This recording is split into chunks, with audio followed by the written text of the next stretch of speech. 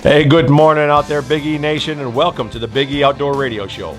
We're here to discuss everything outdoors, from hunting, fishing, and mud bogging, and everything in between. We're brought to you by Big E Outfitters and the Big E Outdoor Museum at the Cedar Creek Mall, the all-new Cedar Creek Mall, by the way. It is under construction, being remodeled with lots of new stores coming in. You'll have to get down there and check it out this summer. By mid-September, there's going to be a lot of new activity down there. And make sure you swing by and check out the Big E Outdoor Hunting Museum and all the great displays as soon as it opens later this summer. And we are looking for some new displays down there. Anybody that has some big game trophies that they would like to display and let people enjoy, they'll be put on display and with your name on it, whether you're a taxidermist, an outfitter, or just a personal collector. And we're also brought to you by Thunderloop, Brews Brothers, Skis Meat Market of Wausau, BRB Auto Body, Adrenaline Hydrographics, Snap Fitness, These Hands Massage, Jim Kreshak Jewelers, and Auto Trim and Sign. And we're here in the studio this morning with Brandon and myself, Big E. Good morning, Brandon. How are you feeling this morning? Oh, man, good morning. It's good to be here, and despite working all night, I'm here, I'm awake. I got my energy drink here with me. That's good. Yeah. That's good. I see that you look all bright-eyed and bushy-tailed this morning. That's a nice thing, you know. Oh, it's a nice compliment. You don't have to lie to these folks. Well, you know, Brandon, we're going to kick off the morning, and we're going to talk about the ever-controversial topic and the wolf population in the state of Wisconsin, because we were just reading in the Wisconsin Outdoor News about the wolf numbers that continue to climb. You know, it's interesting, too, that this would be what we talk about. Just recently, just this week, the bear hunting, or not bear hunting, rather, you're able to now run your dogs and train your dogs. Training season opened up for bears, and for bear dogs, I should say. And after the first day of hunting, one of the guys I work with came up to me and said that he walked in on a bait earlier that day and walked in on a wolf within 50 yards. And the wolf was digging out the bait because he's not as strong as the bear, and he's digging it out. And he said a lot of the mistakes that these bear hunters make is they dump on a bait thinking that it might be a bear because the wolves dug it out so much that the stump tipped over. Ooh. And it looks like it might have been hit, and it's not. And you want to talk about losing some dogs in a hurry. Dump them on a bait that wasn't even touched by a bear. Dump them on a bait that the wolves were at. So a new bear hunter, or somebody that's a little less experienced and doesn't really know, have the experience, I guess, and know what they're going after, and they see something like that and they drop their dogs in on it. The dogs run up on a pack of wolves.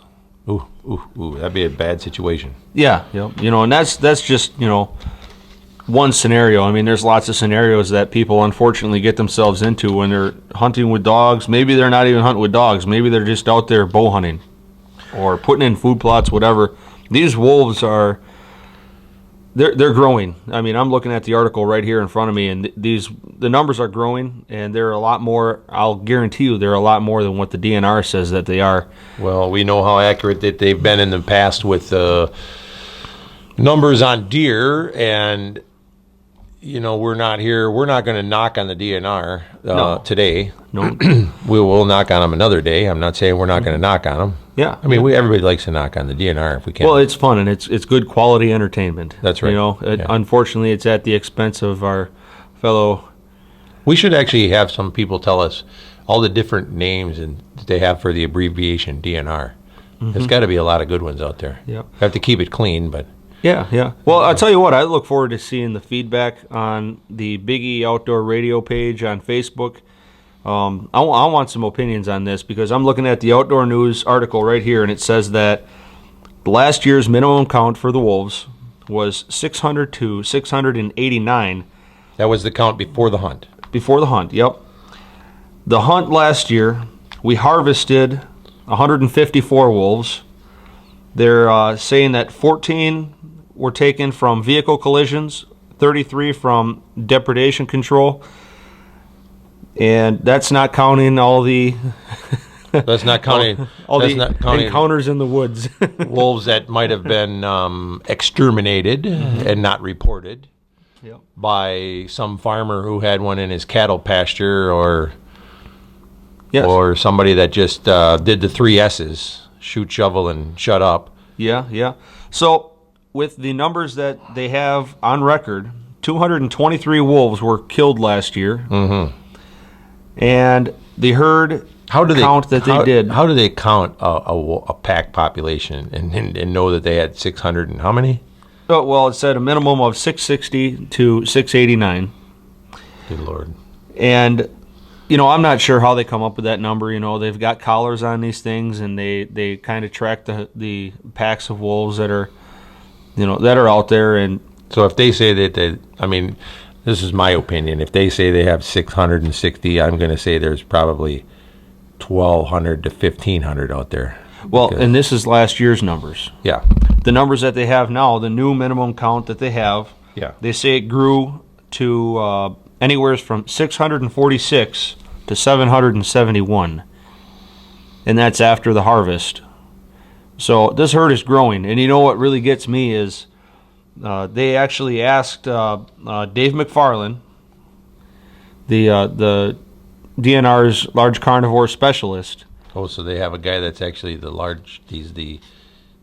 he's the guru on wolves and must be bears because there ain't any. Oh, did they admit we have mountain lions now? I think they did now. Oh, yeah. Okay. So, he's got 3 animals now he can be the specialist on. Yeah. And here they asked him. So his job's getting busier. Yeah, his job is getting busier, that's for sure. Yeah. They asked what the population models would show if there was no wolf harvest this coming season. Really? Yes, that's right. And they said that he said it would be a 10 to 15% growth rate, which is already similar to the growth rate experienced during the past year. That's with the harvest. Now, 10 to 15%. First of all, how many wolflets? Just kidding. How many pups does a female wolf have on average? What do they have? Half a dozen? I'm not even sure, but you would think, we've had dogs in the past, that have been bred, and they'll have anywhere from, a half a dozen, sometimes a little bit less, to a dozen. Okay. A big litter. So let's just say that they have a half a dozen. They're in a wild environment, yeah. So let's just say it is only a half a dozen. Okay, and let's say half of the wolves out there. 350 of those wolves out of 700. And I'm just using 700, not whatever number he's got. Yes, yeah. 350 of those wolves are females. Mm-hmm. And each one of those females has only a half a dozen on average. Yeah. How in the world does this guy think there's only going to be a 10% increase? Yeah. I mean, well, and the thing even if half of those die, there's not a lot of predators to wolves. There's no predators to wolves except man. Except man, and is he other out wolves. Of is he out of his gourd to think that we're going to believe that that's only a 10%? What in the world is this guy on? That's the problem with the DNR all along. I mean, these guys, where do they come from? They go to school, they get all this education, and they think, hey, look, I'm tired of being set on the bubbler and having my head shoved in the toilet, so I'm going to become a game warden and get even with everybody. Mm-hmm. And so now they go out there and they come up with all these ignorant numbers, and they don't even put simple math to it. I'm just a hunter. You're just a hunter.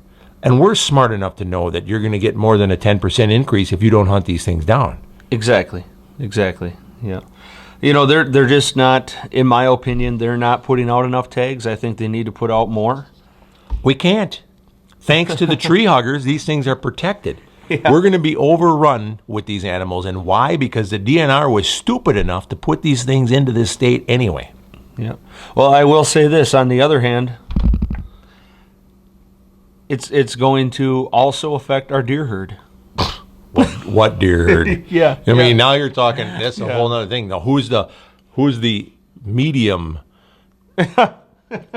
animal specialist that came up with the bright idea to kill all them off? Because I mean, we didn't need to. We have plenty of wolves now to take care of that. Because not only are they, and what are they going to eat when there are no deer left?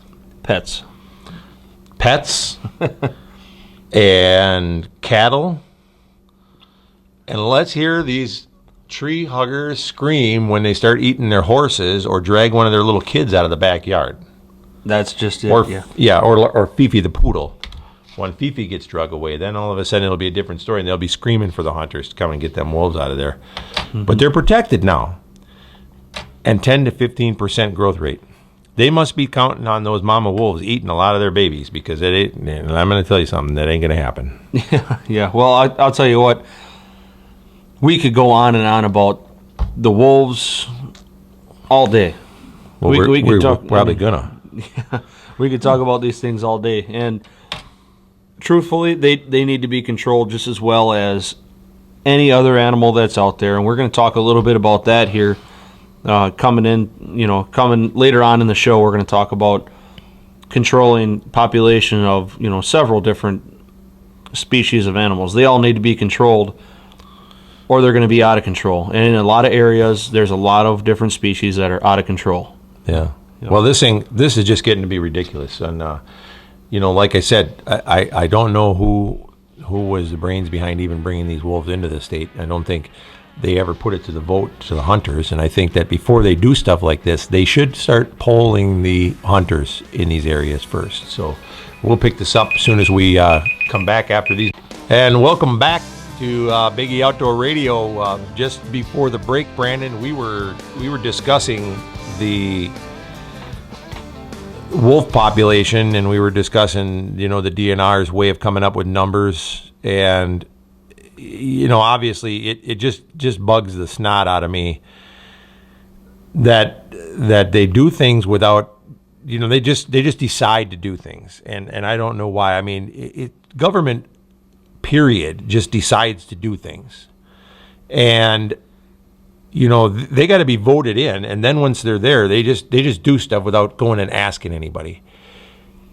This wolf issue is one of them, and everything else that they just introduce, and then they try to cover it up all the time, like, oh, we didn't do that, and then all of a sudden you find out, yeah, you did, because they're here. They should have never been allowed to put wolves into the state of Wisconsin without putting that to their constituents or to the people that put them in there. They should have had to come and say, all right, this is what we're planning on doing. Let's let the people in the state of Wisconsin vote on this. Mm-hmm. Yeah. And let us have a year to actually think about the ramifications, and then tell us, you're not going to be able to hunt them, or you may not be able to hunt them. There's no way in God's green earth that this would have passed and that we would have wolves here. Now look at the mess we got, because they went ahead, took it upon themselves to put wolves here.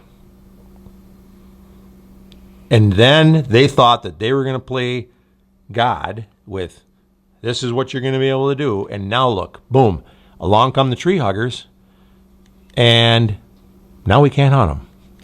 Now we've got a heck of a mess on our hands, and it's all the DNR's fault. Yeah. And the thing is, their goal for a wolf population in Wisconsin, they're saying in this article here, they want to obtain a population goal of 350 wolves. They're already doubled that. They screwed that up. Yeah, and I got news for you, folks. It's only going to get worse. If we don't have a season on these things, it's only going to get worse. It's going to multiply so fast. And they think they've got a handle on where these packs are. They're talking about the Clifford pack and the Three Lakes pack and all that, whatever. They think they got a handle on. They got no idea where these packs are. I don't care what they say. These wolves move, they migrate, they go rogue, and they break off because they get kicked out of the packs. They don't have any idea. No. They're playing like they have an idea because they have to back up their job. I don't care what they say. They have no idea where these wolves are. They might have an idea where some of them are. They don't have an idea where they are. Yeah. Well, like with anything else, they're going to go where the food is. They're going to go where they're not, on another wolf's territory. These alpha males and all, these. Now here's something I'm gonna bring up. Okay, who do these wolves belong to? Whose are they? We can't hunt them, so they don't belong to us, the people. Who do they belong to? They must belong to the state of Wisconsin, right? Sure. Okay, all right. Here's my deal. If my dog gets out of the house and goes next door and kills the neighbor's cat, who's responsible? The owner. If my dog runs out on the road and gets hit by a car and causes damage to that car, who's responsible? Still the owner, yeah. All right. So who's responsible for the damage caused by these wolves? That's what I'm saying. Exactly. Yep. Yeah. It should be the state, and no, it's not. It's not the state that's paying for it. It's not the state's insurance that's paying for it. And they're trying to say it's nature. It's not nature. The state put them here. That's right. They're your animals. They're DNR. You put them there. They're your pets. They've got your collars on them. Yeah. They're yours. Yep. So guess what? Step up. Those animals cause any damage? They kill somebody's bear dog. They kill somebody's pet. They step out in front of a car and cause damage. Why should they cause our personal insurance rates to go up? Right. Get your checkbook out. Yeah, that's right. That's right. You better get it ready because it's going to get big. You want to own this herd or this pack or whatever you want to call it. You want to own this group of wolves in Wisconsin. Own them all together. Yep. And it goes deeper than the wolves. It goes a lot deeper than the wolves. I've been saying that all along about the deer. They want to try to boss this deer herd thing around and play this game with this CWD and all that kind of stuff. And try to eradicate, that CWD. Okay, let's talking about that. Down in the southern part of the state where CWD popped out and they started that eradication and everything. That deer herd down there is stronger than ever. Yeah, it is.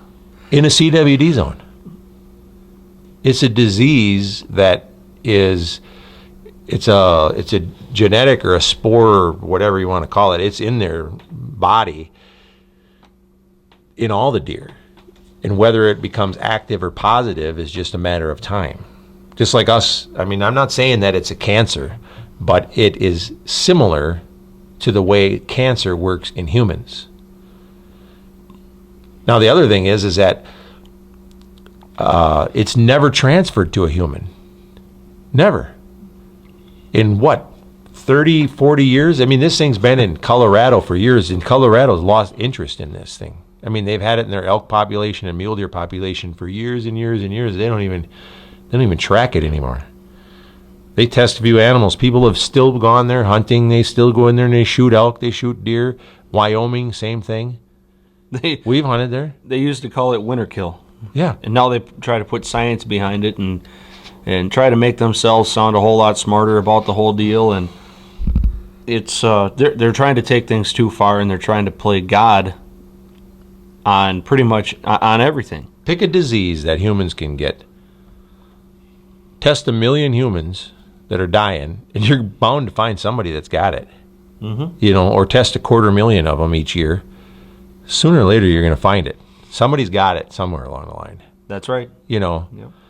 And then you what? You want to let's start quarantining them and shutting the things down because this could be rampant. We had Ebola? Okay, we dealt with it. Ebola went away. Deer are going to get things too. Don't worry about it. You can take precautions and you can say, okay, well, you know what? Hey, we found CWD in this herd. So let's monitor it. Let's monitor it. Or perhaps if it is a high fence situation in there, okay, well, you know what? You shouldn't move your deer from that particular spot. But you don't need to go crazy and quarantine the state or quarantine this whole area. Or wipe out somebody's entire deer herd population that they've been working to grow their entire life. That's their income. Yeah. That's the DNR meddling again. And they really don't know what the heck they're doing anyway. All they're doing is just killing off a bunch of stuff. They don't even know what they're doing. First of all, prove that it can transfer to humans. It can't. Now, I'll tell you, you want to know a good way to prove? take a bunch of death row inmates and feed them nothing but CWD deer for about 10 years. There you go. And if you find one of them guys that comes down with CWD, then come back and then we got something to talk about. Then we have something to worry about. But you know what? I honestly don't think they'd ever find that. No. They wouldn't. It wouldn't happen. No. First of all, we need to get a president that has some canastas in there that would actually say that we should do that, and we got to get rid of all these liberal tree huggers that got rights for everybody, and we can't do these things, and quit being sissies and get out there and start doing these kind of things. Yeah. They're in prison. They're on death row. They should be our guinea pigs. There we go. Yeah. Use them for something. This is what you guys are going to eat venison for the next 10 years. Then if you don't die, then we know that we don't have to worry about this CWD thing. Yeah. I feel confident enough about that. I'd love to eat venison for the next 10 years. I'll be a guinea pig. Yeah. Yeah. I don't have a problem with that. You have an unlimited freezer full of venison? We pretty much do anyway. Well, yeah. Yeah. But it hasn't. Obviously it can't transfer. These wolves. You think these wolves don't eat deer with CWD? Yeah. They don't have it. They're thriving. It doesn't look like their herd is hurting any. No, I don't think so. Yeah. I don't think they're being selective over what they're eating, and they eat everything. Pretty much, yeah. They do eat. They eat the parts that they're telling us don't eat, and the wolves eat it all. How many deer does a wolf eat? They don't talk about that in there, do they?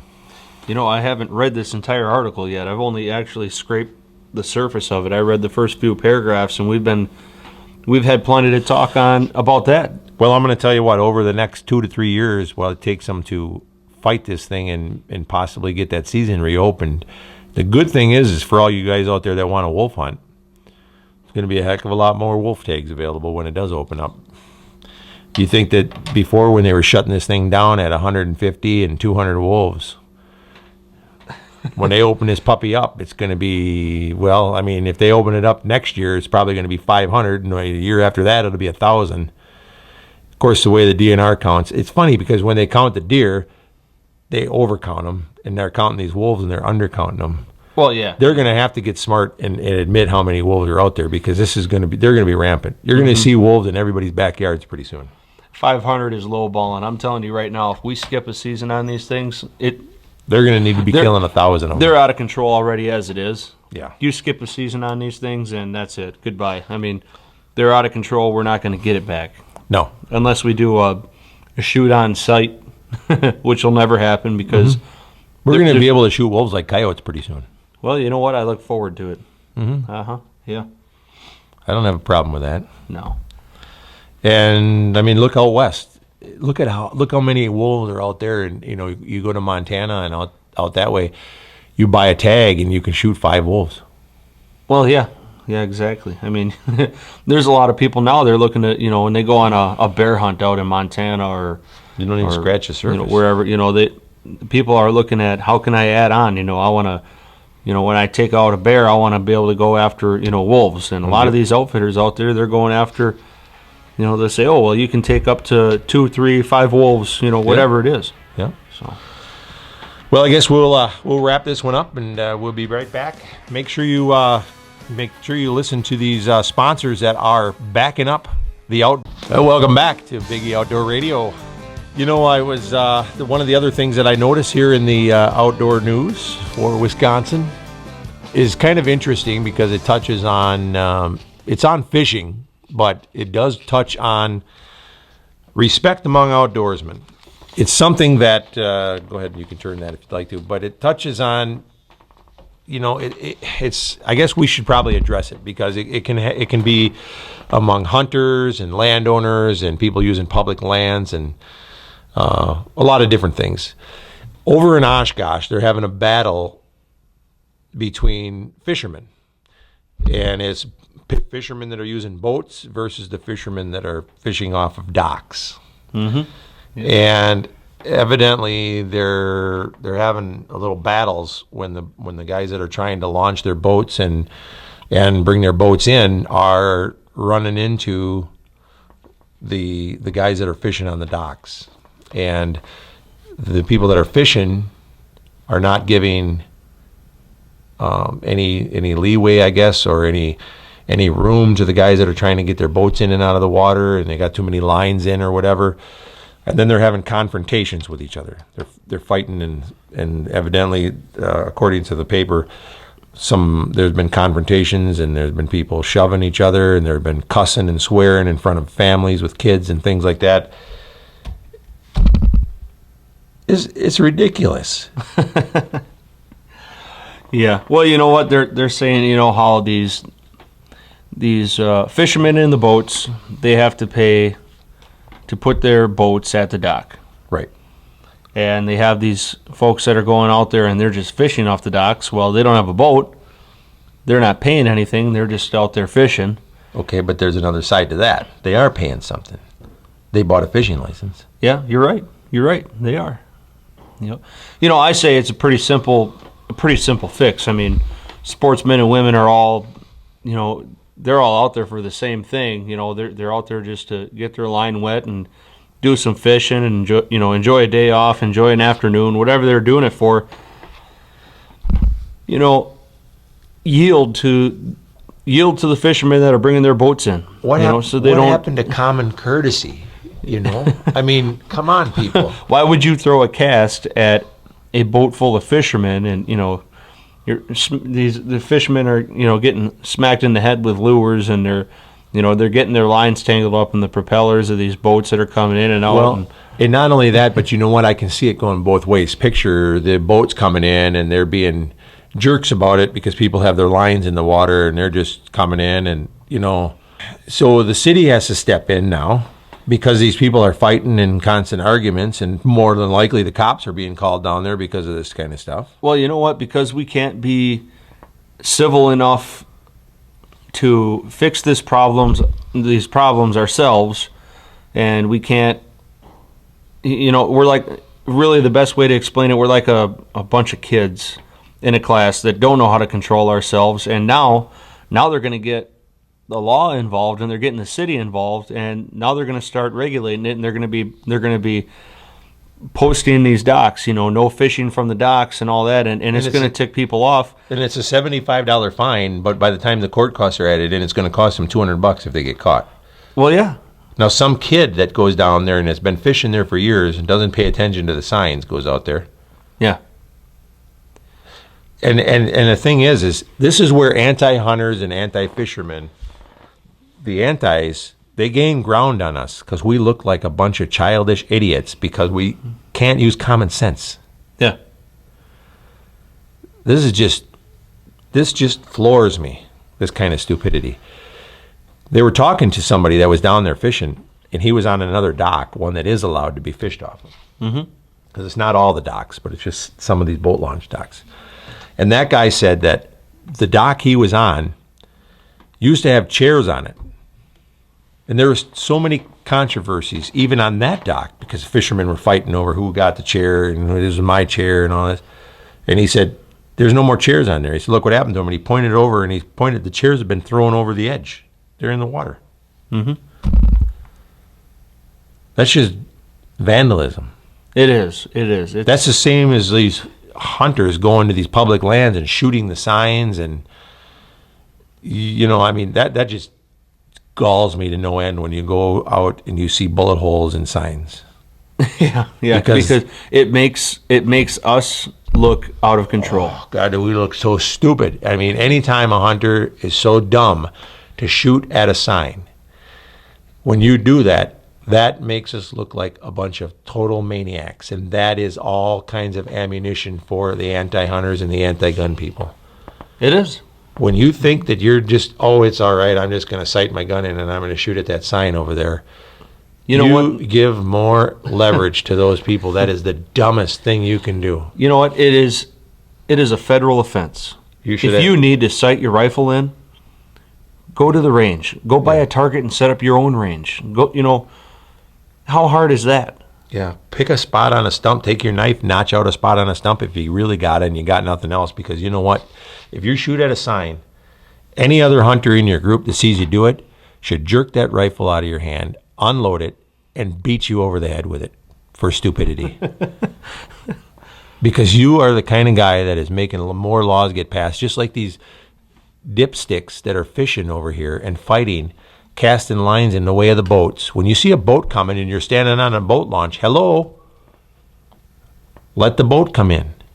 And if you're in the boat and you're coming in and somebody's bobber is floating there, how hard is it for you to say, hey, excuse me, can I launch? Can I, pull my boat up there? Can you guys move your line for me, please? And then if someone says please to you and you're a fisherman, you say, hey, no problem. Did you catch anything today? You have a nice conversation. You don't say, nah, screw you. I'm fishing here. You're standing on the boat launch, moron. And honestly, I can say if I put myself in either one of them positions, I would be irritated about something regardless. Yeah, I'd jump out of the boat and beat the snot out of the guy. If I was in the boat, I'd be mad. And if I was the guy with my line in the water and I had just thrown a cast and I know that the fish are biting there, I want to wait, let that thing sit there for a while because I know, if he's going to drive that boat over it, the fish probably are going to be a little bit spooked. But the thing is, if you see the boat coming, why would you cast out there? You know you're in a boat launch and it's like, hey, look, I'm taking that risk. Yeah. Well, and the thing is okay, they're just... It's like hunting in the parking lot if you're of the public hunting grounds and saying, well, let's hope nobody pulls in. Yeah. The thing is why do you have to fish off of the boat launch? Why can't you? I mean, there are several places that, they spend good money to put up a nice pier right off from, some of these supper clubs or some of these bars or just... I'll tell you why to fish off there. When I was young, we used to go with my dad down in Florida. We used to fish off the pier where the boats launched because that's where everybody would do the catch and release thing. They'd empty their live wells and stuff, and there was a lot of fish hanging around there. Well, that makes sense. I mean... Man, I used to slay the bass off of there. And that the fish like to hang out in the shade of the piers, So, I mean, the piers are always a good place to fish from. Just to have a little more courtesy. Why would you get the town involved and get the government involved and now... And now there's one more thing the cops has to watch. I mean, now they don't have enough stuff to take care of. They have to hold our hands on this and... I don't know. It's a joke. It's an embarrassment. I don't think there should be a $75 fine. I think they should come down there and they should take your fishing pole out of your hand and they should whip you with it. I think that should be the punishment. Oh, boy. Well, I think you should get 15 lashes with your fishing pole. The thing is you see this now, and what's next? It's getting to be more and more ridiculous every time I read this outdoor news.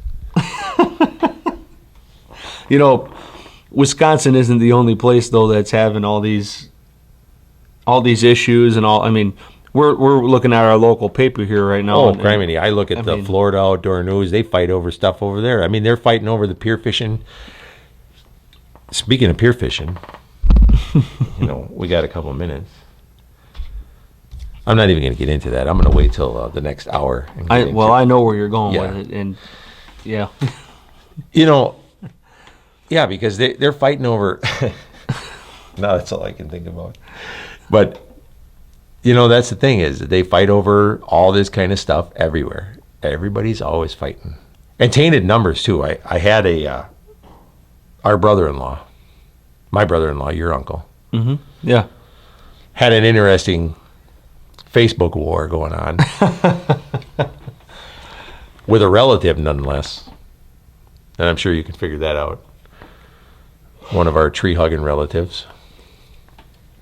Yeah. I don't need to go too much farther, but anyhow. Who was telling him that hunters only make up 7% of the population, which is a BS number. And that hunting is not a guaranteed right and can be taken away any time. Hunting is not protected by the Constitution, she said. It don't need to be protected by the Constitution. Hunting is a right. Hunting is a tradition. Hunting is more than a constitutional thing. And let me tell you something.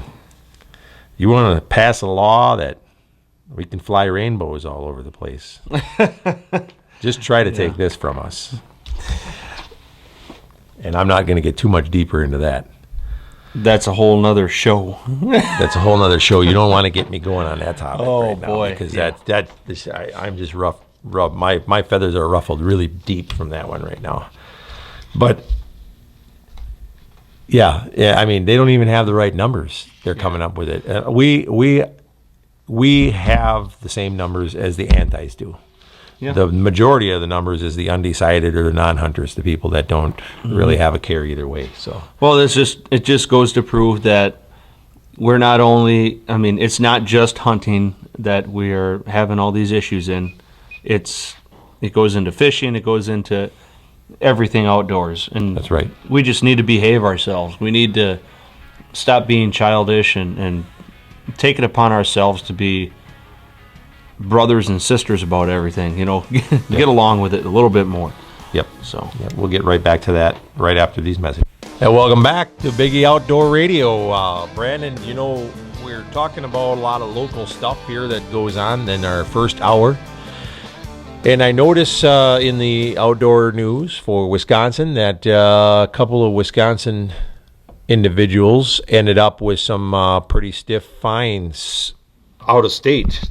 And I guess, not to dwell on that too much, but it involved an issue in Wyoming. And what I want to point out to folks is to make sure that when you're dealing with an out-of-state outfitter, that you know what you're getting into, because these guys somehow got an illegally transferred tag. Somehow it was a landowner tag, and I'm going to assume that they probably bought these licenses and figured that they were doing something right, and it wasn't. And it started out as like $5,000 for the animal that they harvested, $2,000 restitution. By the time it all stacked up between the two of them, they're paying like $20,000, and it could have been almost $50,000.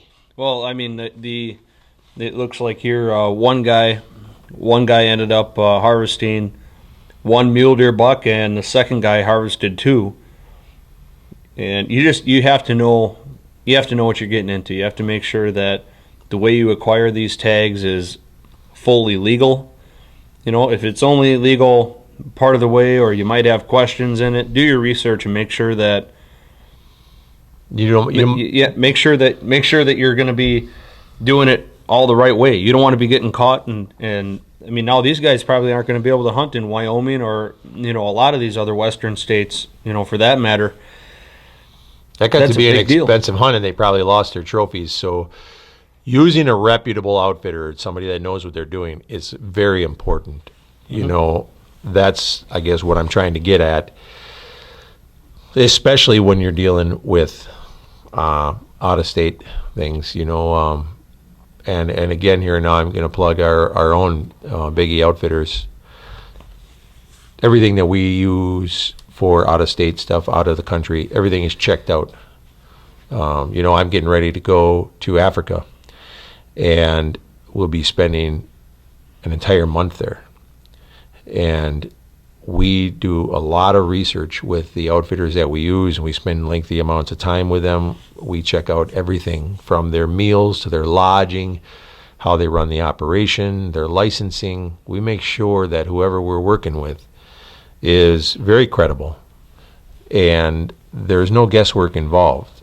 If you come and hunt or fish with any of the people that we work with, we're going to be able to tell you exactly what the lodging is, what to expect, and they're not all the same. I mean, we're not going to tell you that they're all 5-star lodging and great places to take your whole family. Some of them are going to be, a bear camp that's just, kind of roughing it. It might be for guys, or it might be tents up in the mountains, and moving with the animals every 3 days, on a migrating herd.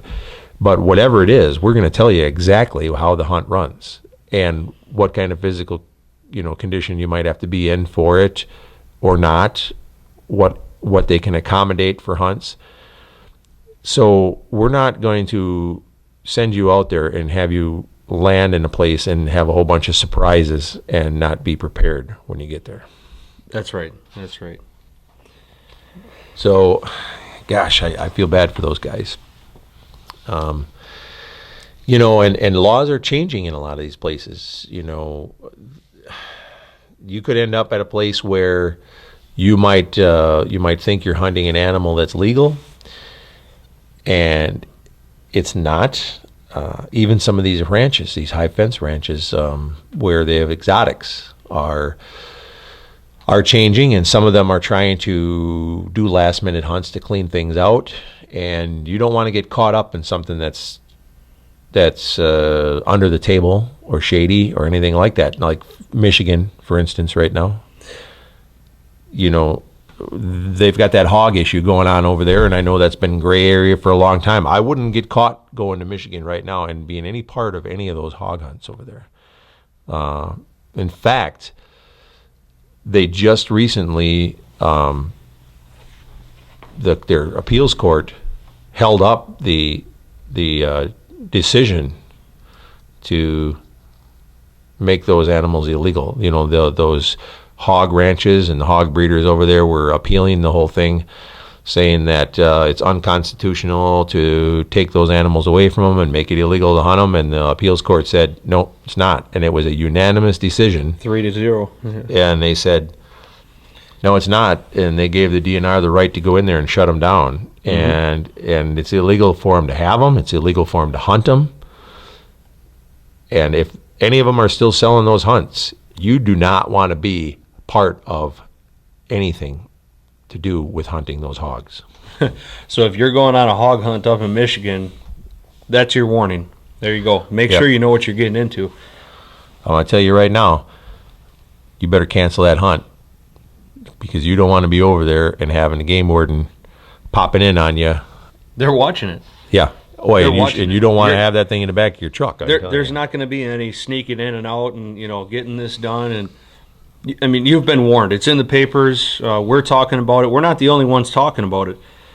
It's something you have to watch out for. I mean, it's whether it's these two guys that went out to Wyoming, and they probably thought that they were doing something perfectly legal by having these tags transferred to them, and it cost them, and they weren't. Cost them $20,000 between the two of them, and it could have been 50, but the judge was nice to them. Is a hog hunt in Michigan worth $7,000 to $10,000? Because that's what it's going to end up costing you. Oh yeah.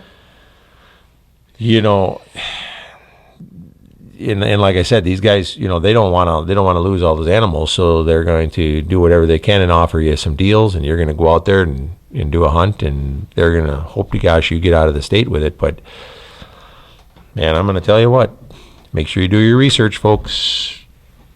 And there are plenty of legal places to hunt those hogs if you want them. Plenty of legal places. Well, and the thing is I can see why they're trying to control it and why they're watching it too, because you look at places where it is legal to hunt these hogs. The reason it's legal to hunt these hogs in all these other places, a lot of the states down south, is because they're a nuisance. They're out of control. They're a nuisance. They're rooting up crops, and they're digging up, fields and swamplands, and they breed so fast and so often, and big litters. I mean, and that's the problem is they're saying that some of these have gotten out and gotten into the wetlands and they can say that they're not getting out all they want, but I know they are. They root under so fast. Yeah, we've seen that. They're legal to hunt in Iowa. They're actually a crossbreed. Yeah, but because a full blood is illegal in Iowa. Yeah, but they're a crossbreed. They look so much like a full blood you can't tell the difference. But let me tell you something. We've seen how they get out. We've seen how they dig under, and it's not a good deal. And now we just got back from hunting down south, and that is not pretty what they do. And we'll get into that in the next hour, but I'm telling you, it's bad. It's unbelievable, yeah. And that's going to be an interesting topic when we get into that. I mean, think about this. Them hogs breed every 4 months. Yep. When they get 4 months old, they get pregnant. I mean, the boars are all there. There's so many of these things. They breed every 4 months. They have a big litter, and they just keep on going and multiplying. And by the time they get to their third litter, the first litter that they had of the year is already breeding. Exactly. So they're breeding fast. They're going hog wild. Hog wild. Hog wild. So, and there are some states allow exotic species, some don't. And I will tell you that Wisconsin does not. Mm-mm. So if you're looking around for hunts in the state of Wisconsin and somebody has exotic species to hunt, it's not legal. So there's something shady going on there. Well, you might end up going to a place that you're doing a high fence whitetail hunt or a high fence elk hunt. Any cervid animal. That stuff is perfectly legal. But that is, yes. If you go to add something on and do a hunt for anything exotic, if it's not a deer species, it's not legal in the state. So if it's a buffalo or a ram or a hog, hogs, yeah. I mean, any of this not stuff. legal. It's not legal, and you have to be careful. You have to know that, because you could go into a hunt and you're starting out, the hunt is perfectly legal because you're hunting for something that you're able to be there doing, elk and whitetail and fallow is legal. Axis deer would be legal. I don't think there are any up here. Sika deer, yeah, they're legal. Yep. But you start getting into all that other stuff when you tag out early and you say, well, what else can I go after? And the ranch owner might say, hey, I got some buffalo here. If you want to do a buffalo hunt, don't do it. Don't do it. Now I'm sure that there's ways where you could maybe they could sell you a buffalo for meat, but you can't hunt it. Exactly. Yeah, exactly. And you're going to want to make sure that you be aware of these things before you go out there, because if you take part in it, you also can get fined. You are just as responsible as whoever is setting you up on that deal, and you got to be careful that everything is covered. You don't want to have any gray area in it. You want it to be pretty well explained to not just you, but you want to make sure that the landowner and the ranch owner and the manager, whoever is all involved, you want to make sure that they know what's going on. Yeah, and don't be afraid to let them know that you're also know. You don't want to be getting in trouble because of somebody else not doing their homework. That's right. That's for sure. So I guess with that, we're going to wrap things up. This is the end of the first hour of Biggie Outdoor Radio, and thanks for listening so far. We'll be back after these messages from these great sponsors. Remember that these are the folks that are supporting your outdoor